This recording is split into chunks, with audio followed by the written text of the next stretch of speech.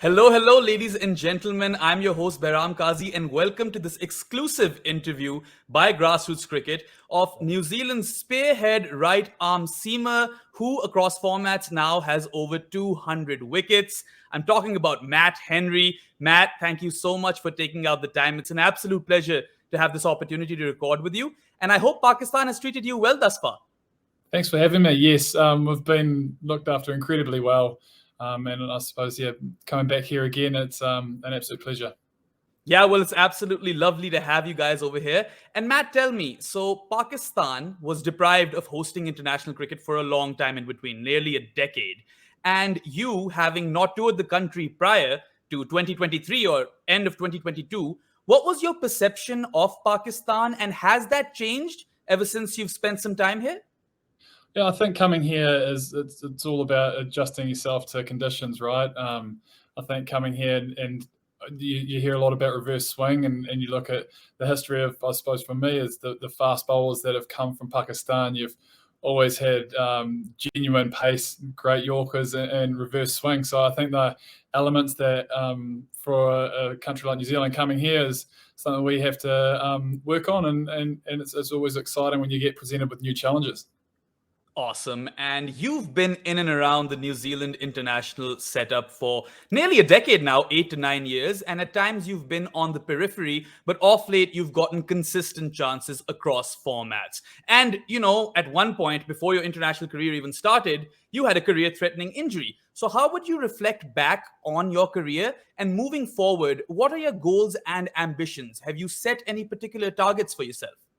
Yeah, I think, looking back at that injury, it was, it's a little bit daunting as a fast bowler to have screws put on your back. But at the same time, having guys like Shane Bond and other bowlers Andrew Ellis and Hamish Bennett, and these guys that all had the similar surgery, gave you a lot of confidence that you can come back from it. And so I think it probably taught me a lot about my body from a young age, and you have to learn some work ethic things about just getting your body right and making sure you're fit and healthy. So I think it probably held me in good stead, actually, happening at that stage of my career. Mhm. And then, I've been lucky enough to play for New Zealand in forms now, and been around this group for a long time, which has always been great. And it's cool to come back here and be leading the attack, and I suppose having that opportunity to really and step up in that role.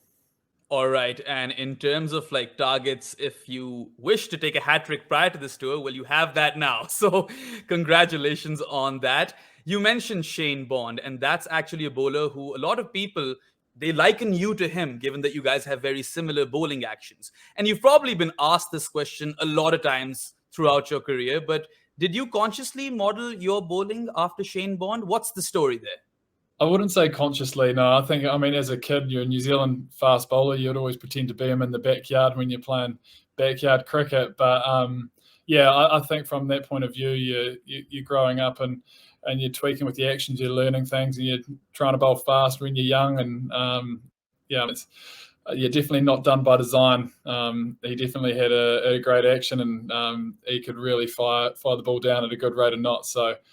Can't say I'm as fast as him, but pretty lucky to share, I suppose, similar actions.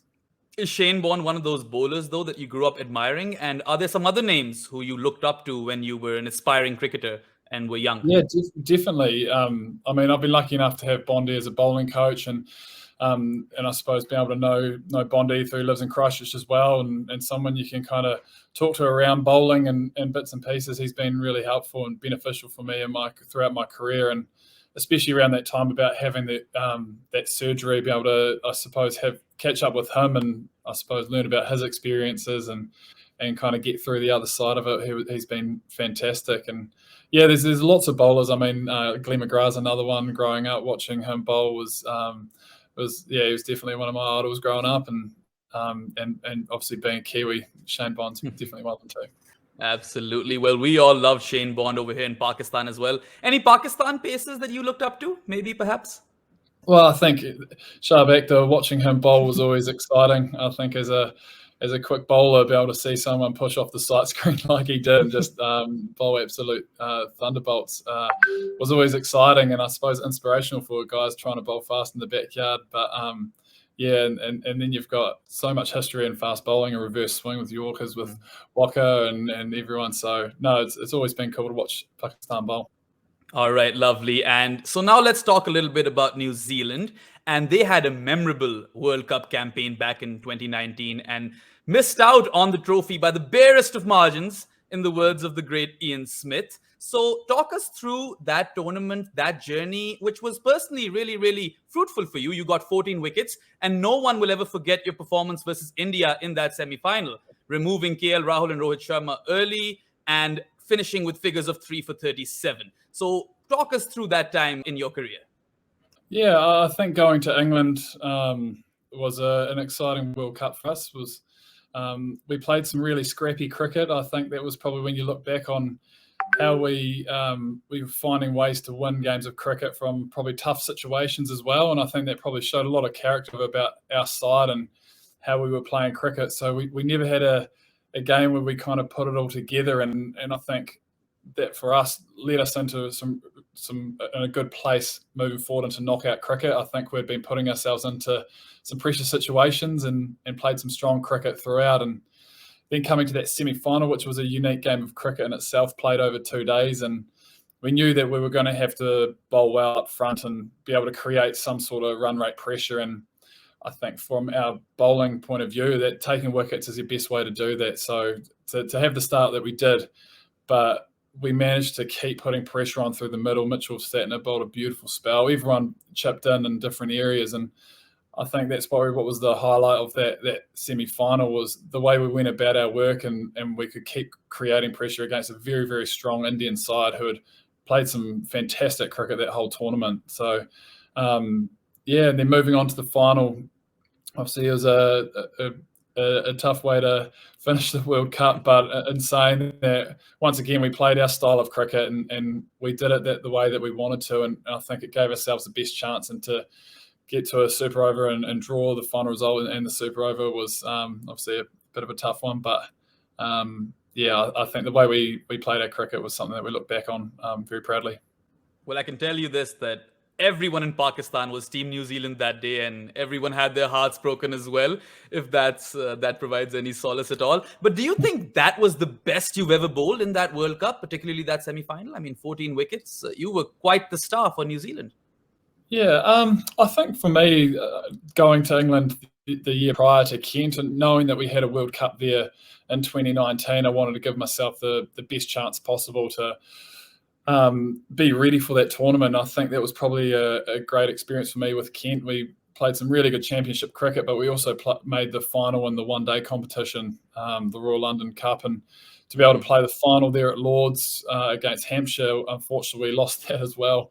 So not great experiences there, but we managed to learn a lot about the services in England, and I suppose just honing your skills and just learning as much as you can, because it is different cricket, and there was some really high scores throughout that whole tournament, and it gave me a lot of confidence of how I wanted to go about my work. So coming into a World Cup in England, you could rely on those past experiences, and I suppose the grounds you're playing at in England, they're all quirky grounds. There's always some sort of characteristic that separates them from others. So to take that knowledge into a World Cup, and then you can really just focus on your skill work and from there. So I think that probably led into the confidence for that World Cup. Lovely. And here's a stat for you. So after 7 ODIs, the most wickets by any bowler in the history of the game is 21 wickets by Matt Henry. And a young Pakistani bowler has actually tied him for that record now, and his name is Naseem Shah. And he was absolutely brilliant in Rawalpindi. In 20 overs across both games, he conceded 78 runs and took 3 wickets as well. So how highly do you rate Naseem the bowler, and is there any special spark that you see in him? Talk to me about Naseem Shah. Yeah, he's a fantastic bowler, and I'm still so young as well. And I think the exciting thing about Naseem is obviously the pace that he can generate, but his accuracy has been brilliant. I think when you're coming here and you're watching Naseem and as well as Afridi and the likes all in Rawalpindi, that accuracy piece was huge, and I think that's probably what separated Naseem from the rest, right? Like he was obviously bowling with good energy. He was very accurate, and his skill set's just growing, and he's so young as well. So very exciting young fast bowler, and obviously having a fantastic start to his one-day international career. It's really exciting to watch. Yeah, we love Naseem in Pakistan over here, and we're very, very excited with the pace battery at our disposal. But let's talk about the batting, Matt. Now, you've bowled to some of the best batters in your generation. So, how highly do you rate Pakistan's top three of Imam, Fakhr, and Babar, who have been amongst the runs for about 6 years now, quite consistently? Yeah, I mean, they've been fantastic for a long time now, and I think it's no surprise coming here that they're going to be in form as well, coming off a PSL, and obviously taking that experience being at home as well and knowing the conditions well. I think they've probably just showed that the calmness of the run chasers, understanding the grounds, the dimensions, how to chase. I mean, they've been outstanding. So that's probably the challenge for us as the fast bowling group and spinners as well, is how to take wickets over here, which has been the challenge, I think, for both teams really. Up front is obviously a really good time to bat, and through that middle phase as well, you're trying to create pressure. So the way they've been able to start their innings and then control that middle phase, setting themselves up, it's been obviously a good for Pakistan, but been the challenge for us is trying to break those partnerships. We need to find ways to create that pressure and dismiss them early.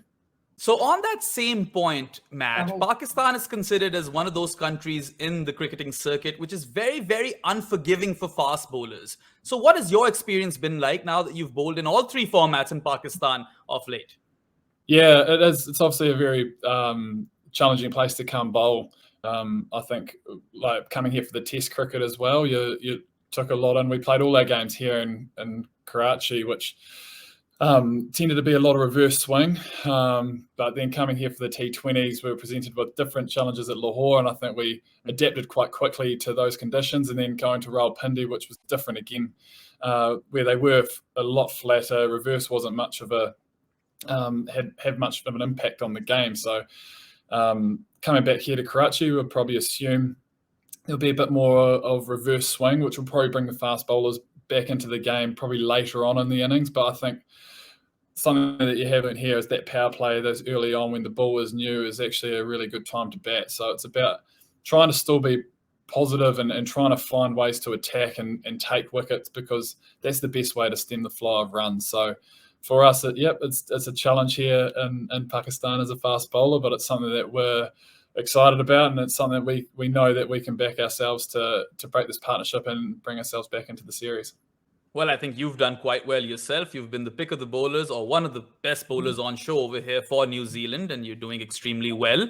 But talk to me a bit more about Pakistan. I know that you guys don't get to leave the hotel much, but what has the hospitality been like? What sort of foods have you tried and enjoyed? And generally, what is the air like? Is it a positive one? Are you enjoying the support from the fans? What's all of that like? The fans have been fantastic. I think every game we've had packed out crowds, and obviously they're massively supporting Pakistan. But at the same time, I think for a cricketer to come to a packed out crowd and having that energy and it's great, and something we've really enjoyed. And then in terms of the hospitality, fantastic people. They've been looked after very well. The food's fantastic. Got to be careful with that paratha bread. It's going down a bit too well, I think. But we are really enjoying our time here, and everyone's been fantastic. Well, that's lovely to hear. And just on a closing note, Matt, now you've personally played in two World Cup finals in 2015 and 2019, and New Zealand have always been a unit which regularly punch above their weight, and it's always a very good team composition. Everyone chips in, puts in 110%, and they've had a lot of success reaching the business end of ICC tournaments. Luckily, now you guys also have that test mace currently, are holders of that trophy. So what is your expectation from this unit come October, November in India? Do you think that you can go one better from 2015 and 2019, particularly at this stage of your career where you're a senior member of the squad? Yeah, I think when you look back on both those World Cups, we had different sides and we played probably two different styles of cricket, but it was an authentic brand to ourselves. And I think that's something that we like to talk about is playing as Kiwis and playing a type of cricket that's always competitive, but we need buy-in from everyone. We've obviously had that success for a while, but we all enjoy our cricket, and I suppose moving forward to World Cup coming up as well, it won't be any different. We've had a number of guys that have got a lot of experience now, mixed with some young, exciting talent as well. And I think the way that we want to play our cricket is a positive brand and something that we like to own. And moving to India will present challenges that will hopefully be comfortable with. There's been a lot of players we've played in India, and we've played obviously a lot of cricket here in Pakistan and Bangladesh in different scenarios. So I think calling back on those times and those experiences will hold us in good stead. And it's definitely a tournament that we'll be looking forward to in a few months' time. Well, all the very best for that. Just one final follow-up question. In both of those campaigns, 2015 and 2019, New Zealand had a fair bit of experience in their ranks. You had Ross Taylor and Kane Williamson, who's unfortunately, it doesn't look too nice for him right now. We hope and pray that he does make it fit and firing for the World Cup in India. But do you think that this current crop is ready for that challenge, given that it might be a touch inexperienced as opposed to or compared to those squads of the past? No, I definitely think we've still got the experience in this group, and mixed with some young, exciting talent. I think the guys that have been playing cricket, and especially in India, they've been having lots of success. And I think probably looking back on our team for a while, when guys do break down, have injuries, or are missing out, that we always have that balance in that squad and that confidence that whoever comes into replacement, that they have the backing from our team and that they've earned their right to be there. And I think that's probably something that we want to really embrace in our culture, is something that we back everyone 100%. So whoever's selected, that they have the backing from the team as well as the support staff. And so obviously it's a shame losing such high caliber players, but it's something that you're always faced with on a World Cup. There's people that unfortunately miss out through injury or whatnot, and we'll be no different. We'll back whoever's coming in. All right, then we wish you the best of luck. Of course, one thing that's for sure, and we'll always know, is that New Zealand is going to leave everything out there on the field, and they're going to give their 110% with full commitment. It's been an absolute pleasure talking to you, Matt. Thank you so much for taking out the time, and best of luck for the remaining 3 ODIs in Karachi. I hope I'll see you there. Fantastic. Thanks very much for your time. Yep, thank you. And thank you, viewers, for tuning in for similar content. Stay tuned. Brought to you by Grassroots Cricket.